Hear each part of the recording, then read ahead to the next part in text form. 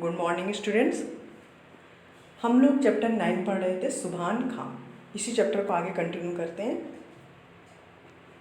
मैं भी कुछ बड़ा हो गया था, लेकिन उन्हें चुहारे की बात भूली नहीं थी। जब छुट्टी में शहर के स्कूल से लौट रहा था, दादा यह अनुपम सौगात लेकर पहुँचे। इधर उनके घर की हालत अच्छी हो चली थी। दादा ने अपने पुण्य और लायक बेटों की मेहनत से काफ़ी पैसे इकट्ठे कर लिए थे, लेकिन उनमें वही विनम्रता और सज्जनता थी। आए, पहले की तरह शिष्टाचार निभाया, फिर चुहारे निकाल कर मेरे हाथ पर रख दिए। बबुआ, ये आपके लिए खास अरब से लाया हूँ, याद है ना? आपने इसकी फरमाइश की थी। उनकी नथनों आनंदित से हिल रहे थे। चुहारे के लिए सिर चढ़ाया। ख्वाहिश हुई आज फिर मैं बच्चा हो पाता और उनके कंधों पर लिपट कर उनकी सफ़ेद दाढ़ी में, जो अब सचमुच नूरानी हो चली थी, उंगलियां घुमाकर उन्हें दादा कहकर पुकार उठता। लेकिन ना मैं अब बच्चा हो सकता था, न जवान, न वो मासूमियत, न पवित्रता रह गई थी। अंग्रेजी स्कूल के तत्कालीन वातावरण ने अजीब अस्वाभाविकता हर बात में ला दी थी। पर हाँ, शायद एक चीज़ अब भी पवित्र रह गई थी। आंखों ने आंसू की छलकन से अपने को पवित्र कर चुपचाप उनके चरणों में श्रद्धांजलि चढ़ा दी। हज से लौटने के बाद सुभान दादा का ज़्यादा वक्त नमाज बंदगी में ही बीतता। दिन भर उनके हाथ में तस्बीह के दाने घूमते और उनकी जबान अल्लाह की रट लगाए रहती। इलाके भर में उनकी बुजुर्गों की धाक थी। बड़े बड़े झगड़ों की पंचायतों में दूर दूर के हिंदू मुसलमान उन्हें मुकर्रर करते। इनकी ईमानदारी की भी कुछ ऐसी ही धूम थी। सुभान दादा का एक अरमान था मस्जिद बनाने का। मेरे मामा का मंदिर उन्होंने ही बनाया था।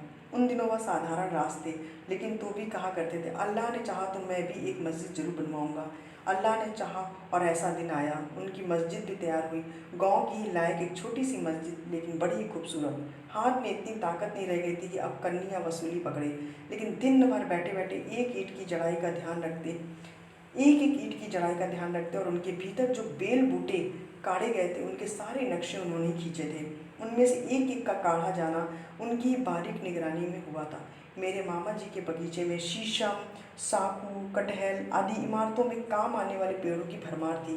मस्जिद की सारी लकड़ी हमारे बगीचे से ही गई थी। जिस दिन मस्जिद तैयार हुई, सुभान दादा ने इलाके भर के प्रतिष्ठित लोगों को न्योता दिया। जुमे का दिन था। जितने मुसलमान थे सब ने उसमें नमाज पढ़ी।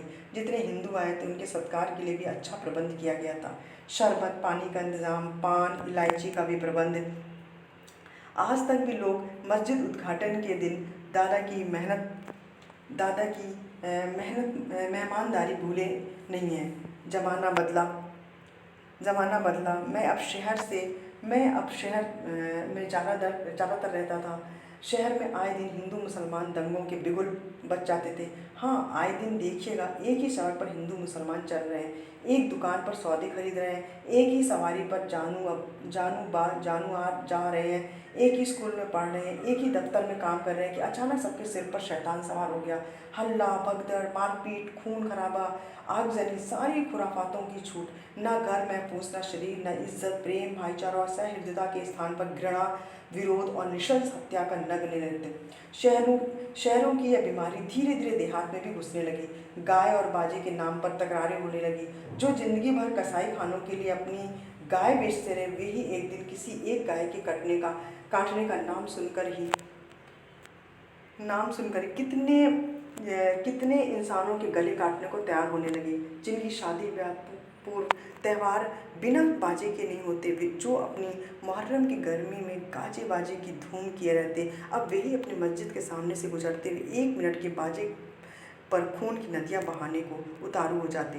कुछ पंडितों की बात बनाई, कुछ मुल्लाओं की चलती बनी। संगठन और तमीज़ के नाम पर फूट और कलह के बीच बोए जाने लगे।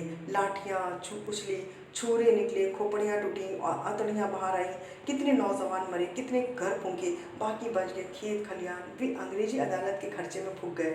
खबर फैली, इस साल सुभान दादा के गांव के मुसलमान भी कुर्बानी करेंगे। इलाके में मुसलमान कम थे, लेकिन उनके जोश का क्या कहना। इधर हिंदुओं की जितनी गाय पर ममता न थी, उससे ज़्यादा अपनी जायदाद पर घमंड था। तनातनी का बाजार गर्म। खबर यह फैली हुई कि सुभान दादा की मस्जिद में ही कुर्बानी होगी। सुभान दादा की मस्जिद में कुर्बानी? नहीं, ऐसा नहीं हो सकता।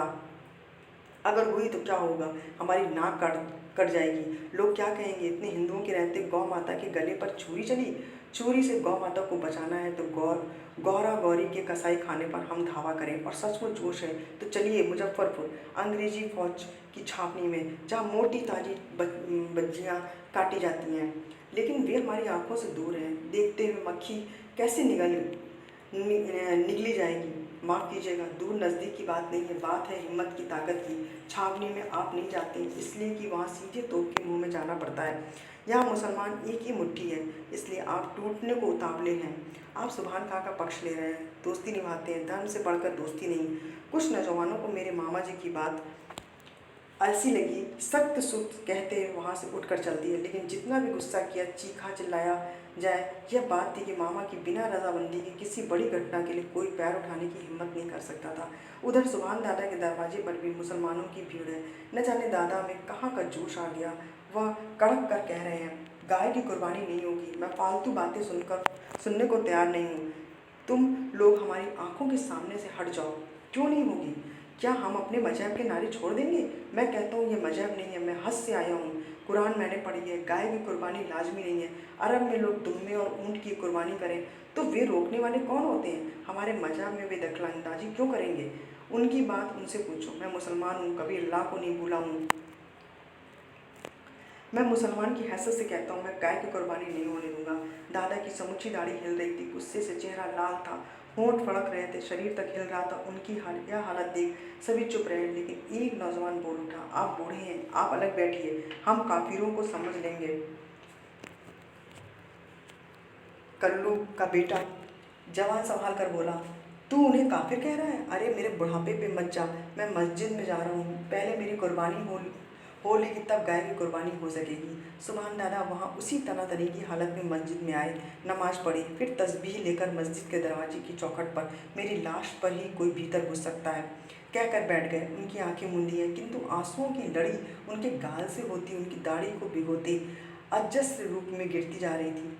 हाथ में तस्बीह के दाने हिल रहे और होठों पर जरा जरा जुम्बिश है, नहीं तो उनका समूचा शरीर संगमरमर की मूर्ति सा लग रहा है, निश्चल निस्पंद। धीरे धीरे मस्जिद के नज़दीक लोग इकट्ठा होने लगे, पहले मुसलमान फिर हिंदू भी। अब गाय की कुर्बानी का सवाल दादा के आंसुओं की धारा में धंस कर न जाने कहाँ चला गया। वह साक्षात देवदूत से दिख पड़ते थे, देवदूत जिसके रोम रोम से प्रेम और भाईचारे का संदेश निकालकर वायुमंडल को व्याप्त कर रहा था। थैंक यू सो मच बच्चों। Have a nice day.